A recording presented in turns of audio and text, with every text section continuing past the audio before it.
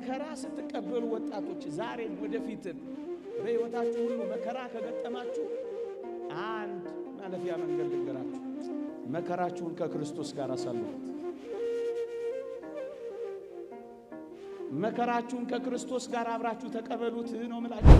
ምን ይውጠናል ያላችሁት ዘመን ያልፋል። ታገሱ ወጣቶች። ይሄ የእግዚአብሔር ቃል ስለሆነ ነው። እኔ መተማመኛ መሰጣችሁ ኢንሹራንስ ካምፓኒ የለኝ። እግዚአብሔር ግን ዋስትናችን፣ የትላንትናው ሕይወት መተማመኛችን ነው። ለችግራችሁ መፍትሄ ቀን መስጠት ልመዱ። ታገሱ። አትቁነጥነጡ። አሁን አትበሉ። ብንሄድ እኔ የት ነው የምትሄደው? ምን ይዘህ ነው የምትሄደው?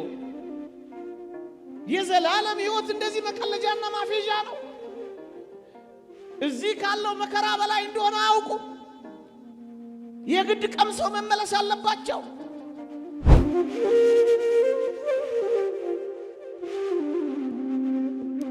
የዚህ ዘመን መከራችንን አውቀው ምን እያልክ ነው የምታወራው ልትሉ ትችላላችሁ። ምናልባት ከአንዳንዶቻችሁም ፈቀቅ ያለ መከራና ፈተና ሊገጥመኝ የሚችል ይሆናል። የትኛውም መከራና የትኛውም ፈተና ይግጠምህ፣ ሁለት ቁም ነገሮችን ነግሬ ላብቃ። በሞቴ ስሙኝ። መከራ ስትቀበሉ ወጣቶች ዛሬም ወደፊትም በሕይወታችሁ ሁሉ መከራ ከገጠማችሁ አንድ ማለፊያ መንገድ ልንገራችሁ። መከራችሁን ከክርስቶስ ጋር አሳልፉት። መከራችሁን ከክርስቶስ ጋር አብራችሁ ተቀበሉት ነው የምላችሁ። እንዴት?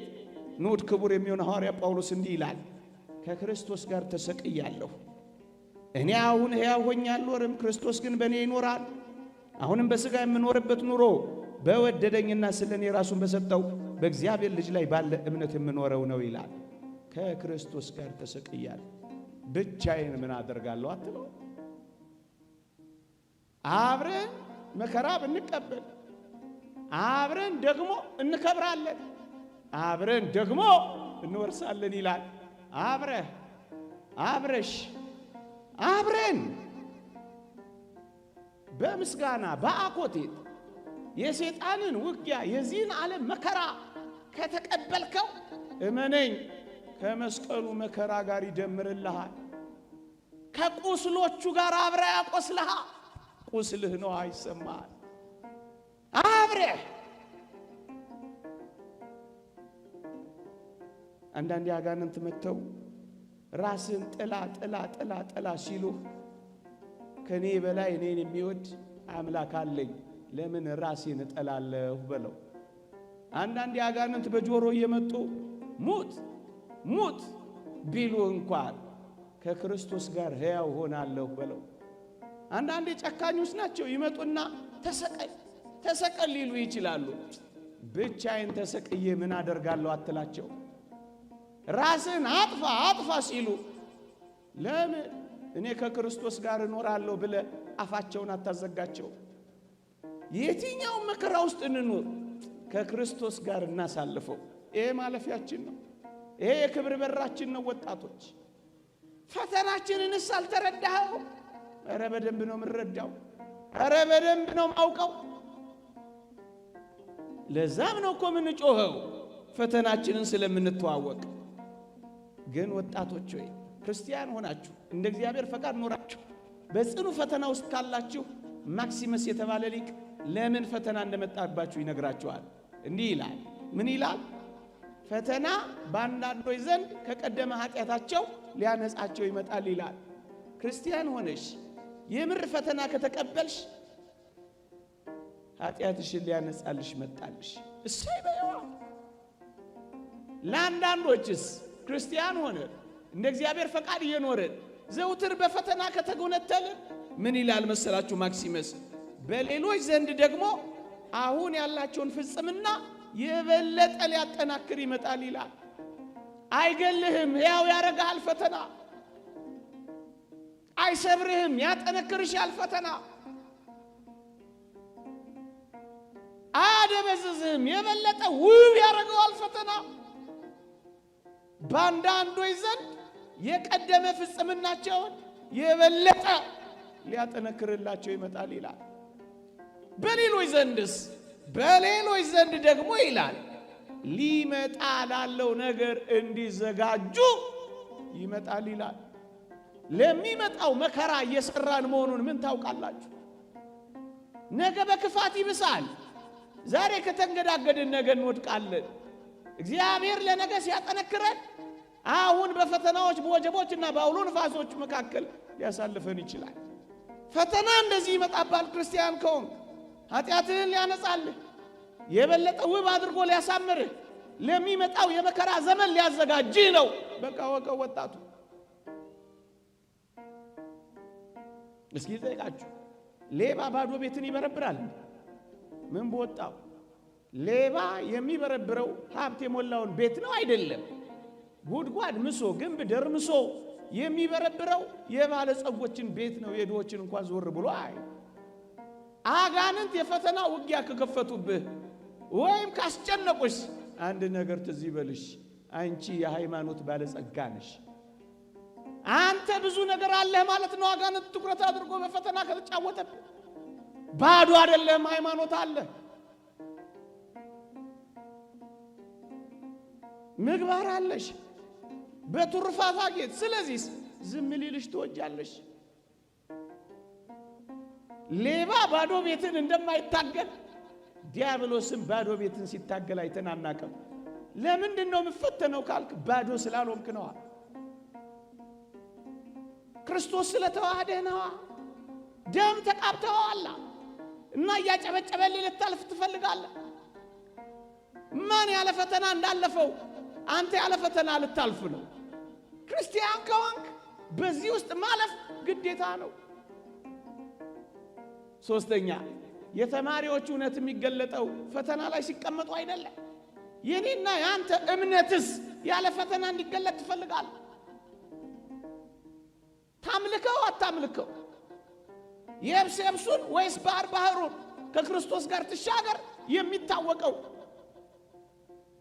ደግ ጊዜ ብቻ ሳይሆን በክፉ ጊዜም አምላኪ መሆን የሚገለጠው በፈተናዎች መካከል ስታልፍ እኮ ነው። ብርቅና ድንቀት አድርገው። ይልቅስ በእነዚህ ፈተናዎች በእነዚህ መከራዎች መካከል መሰበር፣ ተስፋ መቁረጥ ሳይሆን የእውነት ወደ እግዚአብሔር እየቀረብን እንደሆነ እንረዳ። ማጠቃለያ ወንድሞቼ እህቶቼ፣ በተለይ እንዲህ ባሉ ደስ በማያሰኙ ዘመናትና ወራት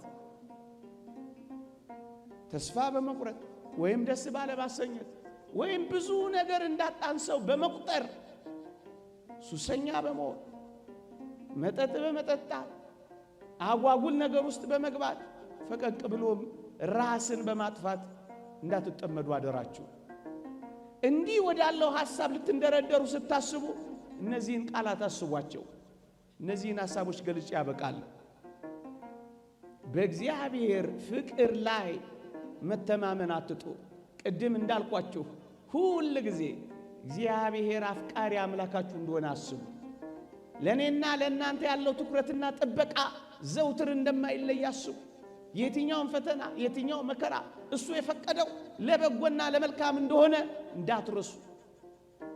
ደግሞስ ከሞት በኋላ ያለውን ሕይወት አትካዱ። ከሞት በኋላ ያለው ካልታመናችሁ አሁን ያልኩት ነገር ውስጥ ሁሉ ትገባላችሁ። ምን ማለት መሰላችሁ? የዚህ ዓለም ኑሮ ካልተመቸኝማ የዘላለሙ ኑሮ ይቅርብኝ ባዮች ትሆናላችሁ። ለዚህ ነው አንድ ሰሞን በዚህ በማህበራዊ ሚዲያ ብንሄድ ይሻለናል የሚል የሆነ ዘመቻ ቻሌንጅ ጀምረው ነበር አንዳንድ ወንድሞች። የት ነው የሚሄዱት? አያሳዝኑ ወይ? እንደ ጳውሎስ ሩጫቸውን አልጨረሱ ወይ? አልተጋደሉ ወይ? ሃይማኖታቸውን አልጠበቁ? ብንሄድ እኔ የት ነው የምትሄደው? ምን ይዘህ ነው የምትሄደው? የዘላለም ሕይወት እንደዚህ መቀለጃና ማፌዣ ነው። እዚህ ካለው መከራ በላይ እንደሆነ አውቁ። የግድ ቀምሰው መመለስ አለባቸው። የዘላለም እውነት መጽሐፍ የነገራቸውን አይቀበሉም፣ አያምኑ። የት ነው የምትሄደው? የት ነው የምትሄደው? የደረሰባችሁ ችግርና ወይም እየደረሰባችሁ ያለው ችግርና ያላችሁበት የችግር ስሜት እንዳትረሱ፣ ከእግዚአብሔር በላይ አይደለም።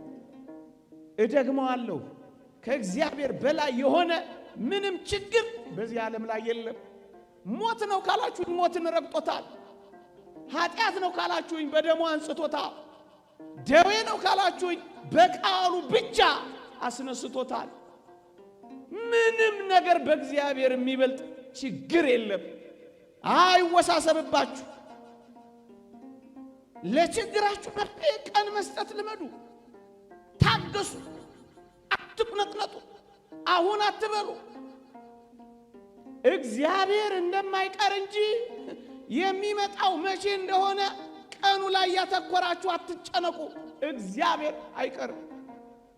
ቀኑ ላይ ካተኮራችሁ ትፈተናላችሁ። እንደማይቀር ካሰባችሁ ግን በተስፋ ትኖራላችሁ። ታገሱ። ያልፋል።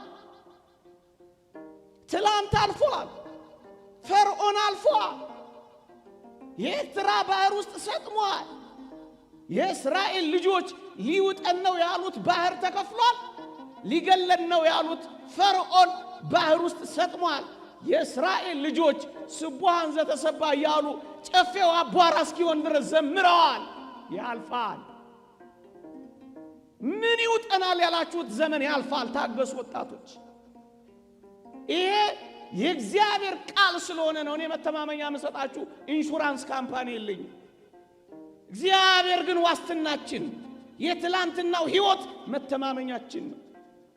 ከትላንት አልፋችሁ እዚህ ደርሳችሁ የለም።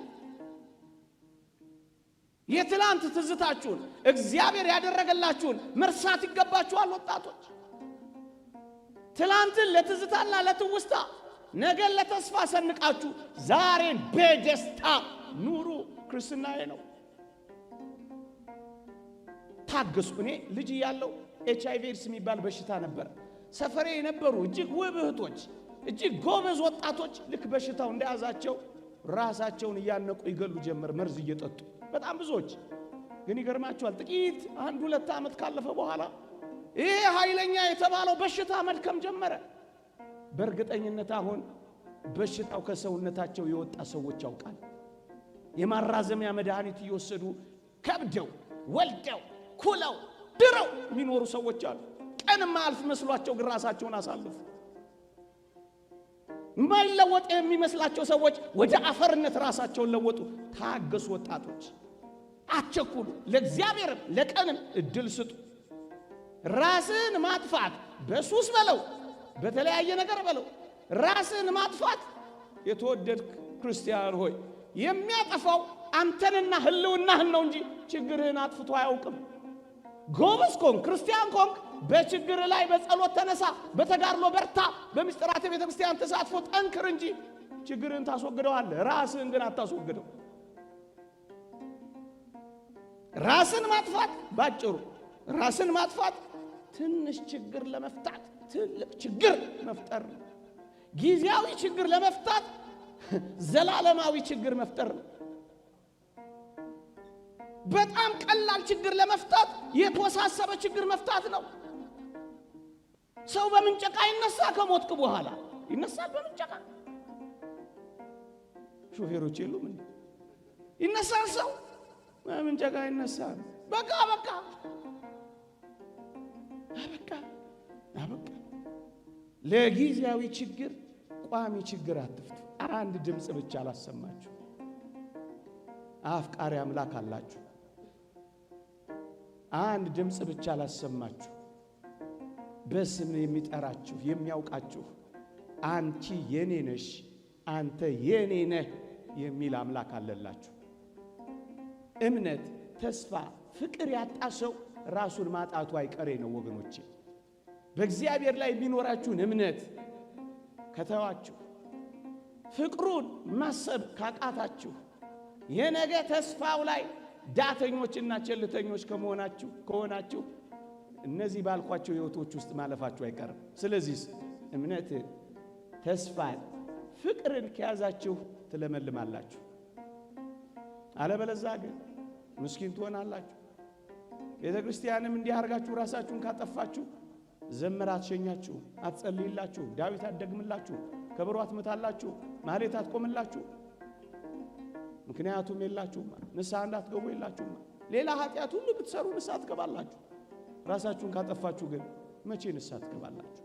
ወጣቶች ሆይ በዚህ ዓለም እየሆነ ባለው ነገር በምንም ነገር ተስፋ አትቁረጡ። በስም የሚያውቃችሁ አምላካችሁ ክርስቶስ አለላችሁ። አንተ የኔ ነህ። ይቆየን። የእግዚአብሔር ቸርነት፣ የእመቤታችን አማላጅነት፣ የቅዱሳን በረከት ረድኤት አይለየን። በሃይማኖት በምግባር ያጽናል። አሜን።